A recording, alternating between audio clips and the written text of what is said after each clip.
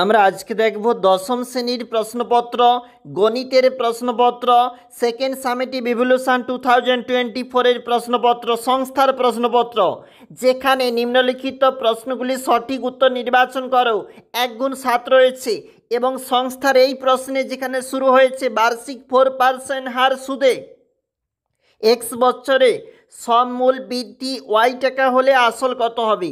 দেখো প্রশ্ন কিন্তু এটা দিয়ে শুরু হয়েছে। একটু নিচে চলে যাচ্ছি। প্রশ্নপত্র অল্প সময়ের ব্যবধানে উপস্থাপন, একাধিক রিকোয়েস্ট বা অনুরোধ রয়েছে। আমরা সেক্ষেত্রে একটা একটা ফিল আপ করার চেষ্টা করতেছি। এখন যেটা দেখতেছি একটা সংস্থার প্রশ্ন, দশম শ্রেণী গণিতের প্রশ্ন।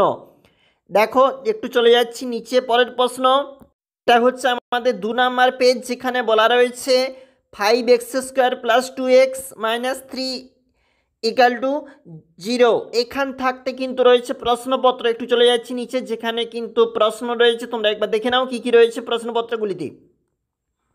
এবং 3 দাগের প্রশ্ন 5 × 1 রয়েছে, দেখে নাও।